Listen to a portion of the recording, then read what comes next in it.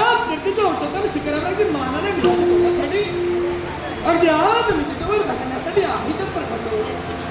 शांत तुल्यता बोलाच केला कशात बरं नाही दृष्टा पुरव्या हिंदीचे धर्मोदय आपला क्षमेसारखा ताप नाही, दयेसारखा धर्म नाही आणि तुषेसारखा महारोगी आहे.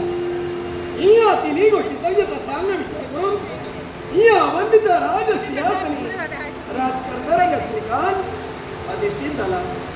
आमच्या मात्र पितृदेवाच्या मुखावडे बाहेर पडणारे मुखंकार होते. मोत्याच्या हाराने एक माणसाचं सौंदर्य म्हणून दिसतं, पण घामाच्या धाराने तुझं कर्तृत्व सिद्ध होत असतं.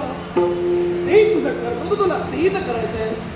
मात्र पितृदैवतेचे शब्द अगदी तळहातावरच्या फोडाप्रमाणे गेलेले. 12 वर्षाचा प्रदीर्घ काळ गुरु आश्रमी घालविला. सर्व विद्याभ्यासात मी पारंगत झालो, शस्त्रकलेत मी निपुण झालो आणि 12 वर्षाच्या प्रदीर्घ काळानंतर पुनश्च राज्यानंतर आगमन झालं. आम्हाला राज्याभिषेक करण्यात ठरवण्यात आलं. शुभ वेळ शुभ मुहूर्त शुभ घडिया पाहण्यात आली. वेदादपी शरणादपी शापादपी ब्राह्मण हे आमच्या राजप्रासादिक उपस्थित होते. सप्त सिंधूचं जलाचं मस्तकी सिंचन करण्यात आलं. हा वेदींद्र मंदिर केल्यानंतर मस्तकी परिधान करण्यात आला आणि राजप्रासाद एक जलशोधून बाहेर उतरला. राजा विराज श्रीकांत महाराजांचा जयजयकार असो. राजा धीराज श्रीकांत महाराजांचा जयजयकार असो. कर्णाची तुषा शांत झाली. जबाबदारीची जाणीव मला होऊ लागली आणि दक्षिणेच राजकारभाराची सारी सूत्र आम्ही आमच्या हस्ती घेतली. न्यायाने योग्य पद्धतीने आम्ही करू लागलो.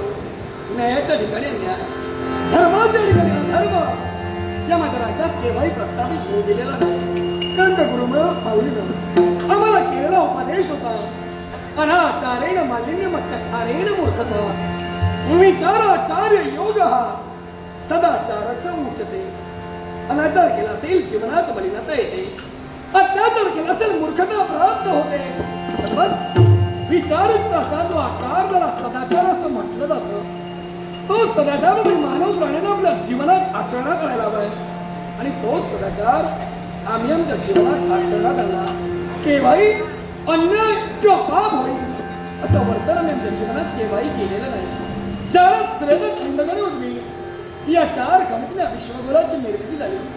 प्रत्येक प्राण्याला समान बुद्धी वाटण्यात आली, पण बुद्धीला चालना देणं हे एकमेव माणसाचं कर्तव्य होतं आणि ती आमच्या बुद्धिमत्तेला योग्य पद्धतीनं चालना देऊन न्यायदार आम्ही योग्य पद्धतीनं करत आहोत. कोणत्याही सुखाची कमतरता माझ्या राज्यात अद्यापर्यंत वाचलेली नाही आणि भविष्यातही असणार नाही माझा आत्मविश्वास आहे.